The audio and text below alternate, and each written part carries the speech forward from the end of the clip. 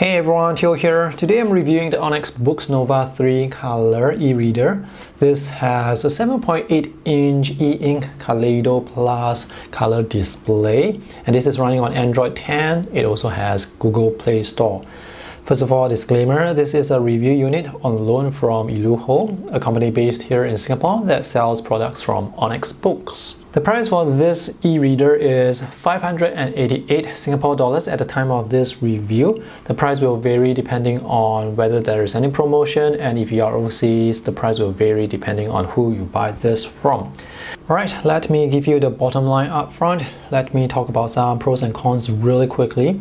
This feels like a first generation product. The design looks a bit dated. The build quality is solid.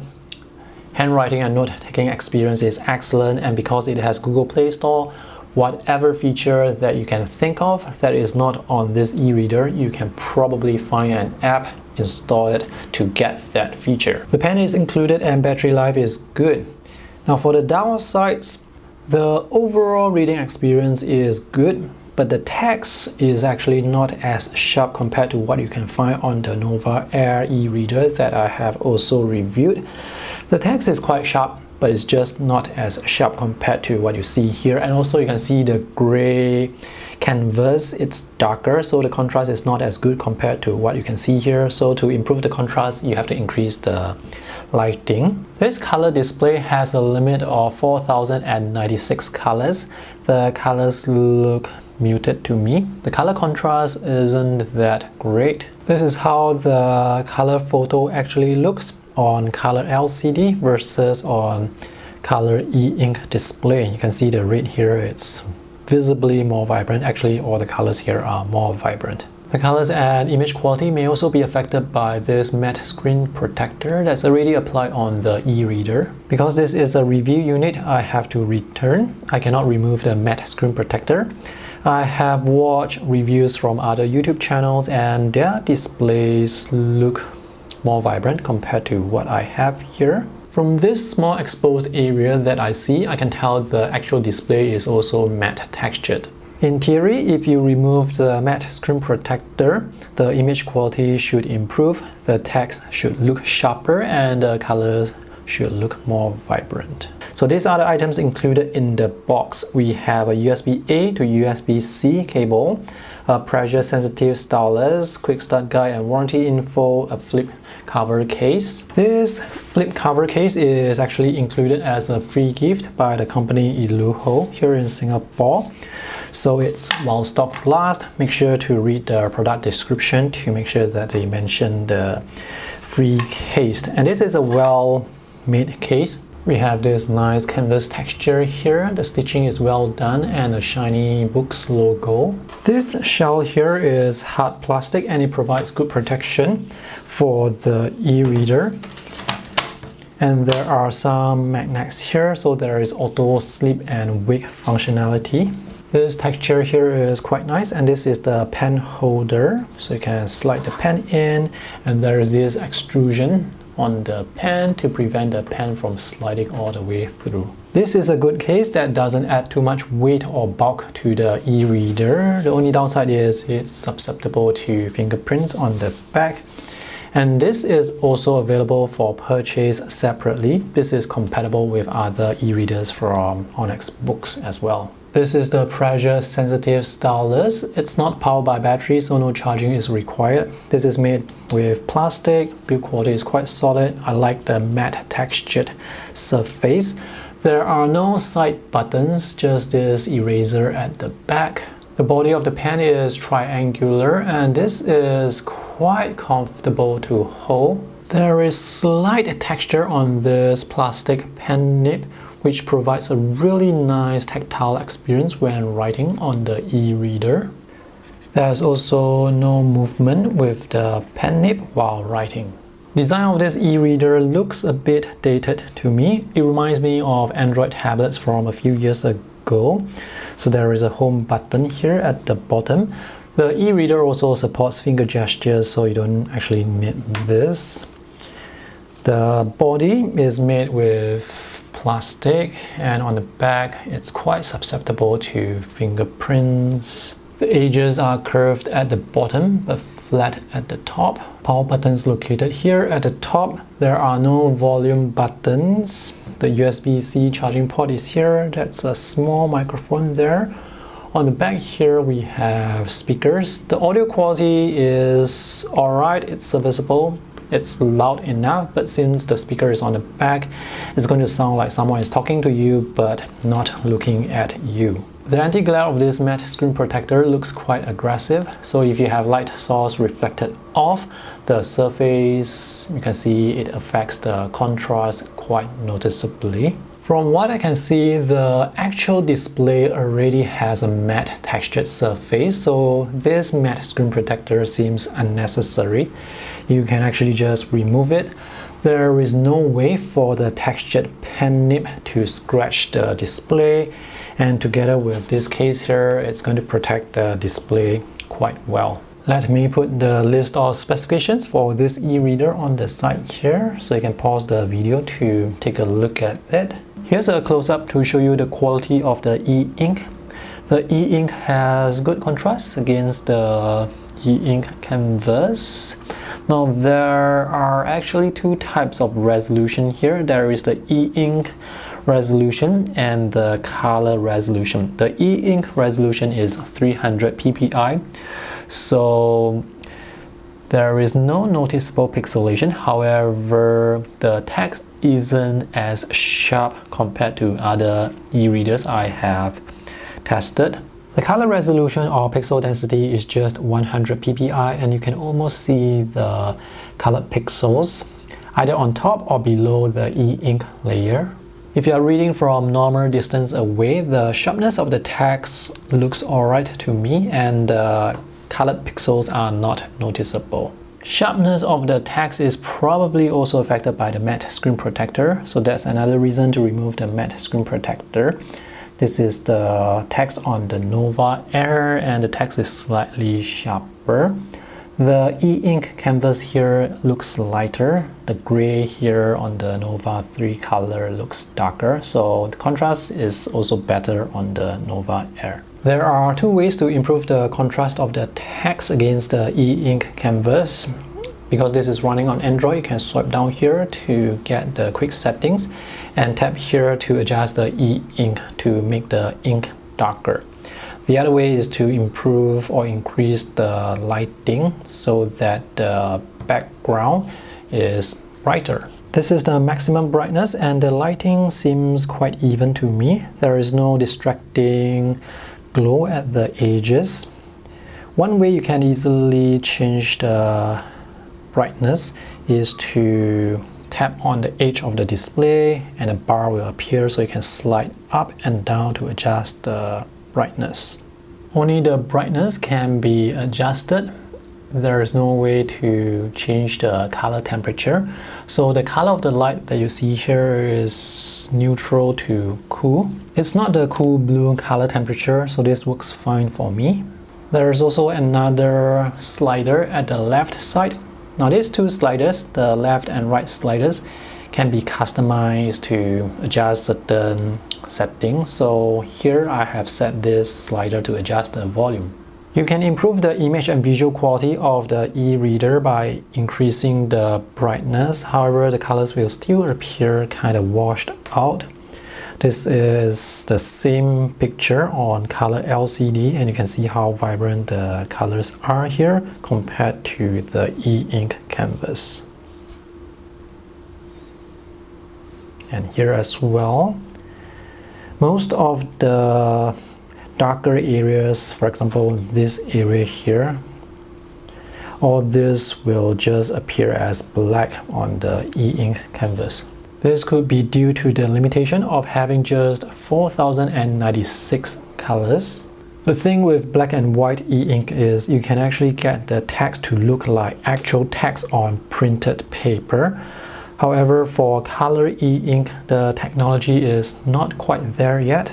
Reading comics on this 7.8-inch display looks alright to me, except this is a PDF file, so there is no way for you to adjust the text size, so the text is on the smaller side. The coloring for this comic is actually better compared to the earlier comic that I showed you, mostly because this comic uses flat coloring, whereas the earlier comic has a lot of gradation. So when you have a lot of gradation and when you're looking at photos where there are so many colors, most of those colors will be just crushed into the limited 4,000 colors that you see here. So when you are viewing comics with flat coloring, where there aren't many colors, the coloring is going to look better. And now let's talk about the user interface and Android features. Let's go through the 6 sections here, one by one.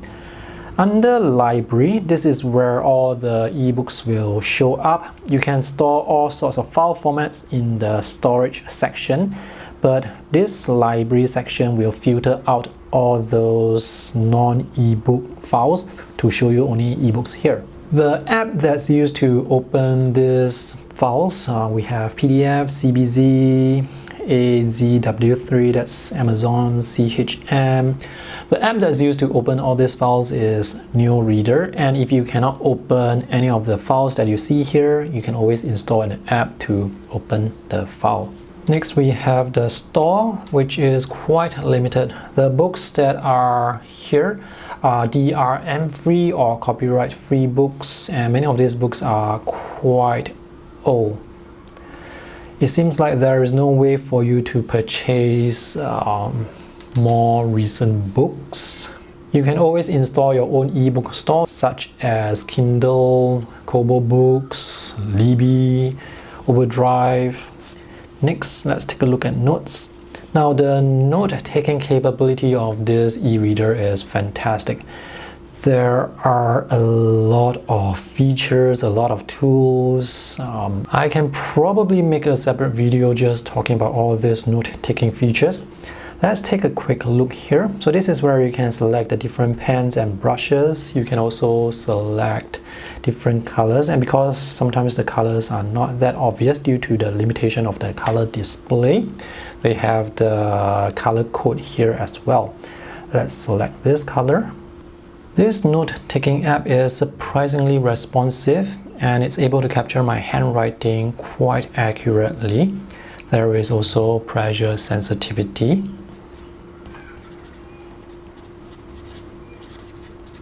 You can also convert your handwritten notes into editable text by using this conversion button. If you choose original recognition, it would convert the text into 3 lines. If you choose reflow recognition, it would convert the text and flow it into a sentence. Unfortunately, the AI isn't that great, so some of the words are jumbled in order. Here you have the quick brown fox, the jumps lazy over dog, where it should be the quick brown fox jumps over the lazy dog. Anyway, since there is Google Play Store, you can always install your own note-taking app with better text recognition software. Under the storage section, we have the file browser, and these are the default folders in the system. Internal storage is 32 gigs and there is 3 gigs of RAM. File transfer is possible with a cable connection to your computer. You can also transfer files wirelessly. And now let's look at the apps section. So when you install apps, all the apps will appear here. And before you can install any apps, you have to enable Google Play Store, which is not enabled by default. To enable Google Play Store, it's very simple. Just tap here, go into App Management. There are 2 steps. First step is to turn on Google Play Store. The second step is to bind the e-reader to your Google account, and this will require you to sign in to your Google account. Once you're done, you should see Google Play Store among the list of apps, and with Google Play Store you can install other apps such as Libby, Overdrive, Amazon Kindle, Kobo Books, and even YouTube. You can watch videos on this e-reader, but the experience is not good due to the e-ink refresh rate, which is not that high, so there is ghosting and image retention. In this case, it gives you the illusion that the video is flickering, but if you look at the bottom section here, this part is not flickering. Also, again, the colors are muted and not that obvious. The app to use to transfer files onto this e-reader is Boox Drop. There are two ways to transfer the files. You can either go to the website push.boox.com and sign in with your login details, or just type in this URL into your web browser and it will connect you directly to your computer using your local Wi-Fi network. I prefer using this method because you don't have to sign in. Once you're connected, you can see the file browser of your e-reader, and here you can choose to upload whatever file you want from your computer. The last section is settings, which is self-explanatory.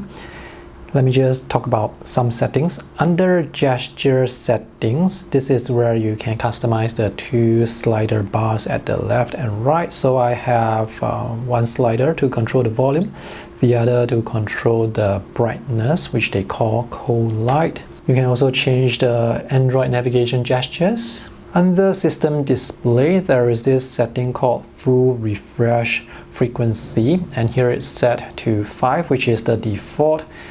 This means that you are going to see 4 or 5 pages of image retention. For example, here you can see some text. When I start a new page, you can see the image retention from the earlier text. And when I tap here to select the pen and color and tap away, I see the image retention for those buttons as well as the text from earlier. To reduce image retention or ghosting, you can set the pages to refresh more frequently, like every 1 or 2 pages. The other way to refresh the page is to tap on this shortcut here and choose to manually refresh the page. This shortcut button is quite useful. This button can be moved anywhere on the display, and when you tap on it, it calls up all these shortcuts which you can customize. So this is the page refresh shortcut, and this is the lock screen. You can also record your screen, do a screenshot. There are many shortcuts you can assign to these buttons here. To see all the apps that are currently open, you can swipe up here at the left, or you can just tap on this button here to show all the apps. And when you double tap on this button here, it will go back to the home screen. Alright, to conclude, the Nova 3 color looks and feels like a first generation product to me. There is definitely a lot of room for improvement. More specifically, the company can increase the number of colors and improve the color contrast and also the vibrancy of the colors. Basically try to make the colors look as similar as possible to colors on printed paper. So if the colors here can look very similar to colors on printed paper, that would be a major selling point. At the time of this review, the colors, they look kind of muted for my personal preference, and maybe that's got to do with the matte screen protector that's applied on this e-reader. So I highly recommend you check out other reviews as well to get a look at how the e-reader can look without the matte screen protector. I'm actually alright with the design, even though it looks dated.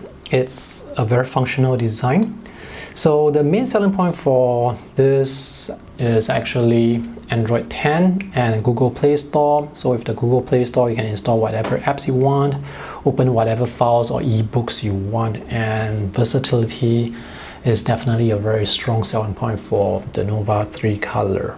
Between the Nova 3 color and the Nova Air, personally for me, I would go with the Nova Air because colors is not a priority to me when it comes to reading books, unless I'm reading comics with colored pages. If you have the Nova 3 color, let me know what you think about it. So thanks for watching this review. I hope it's helpful. See you guys again. Bye!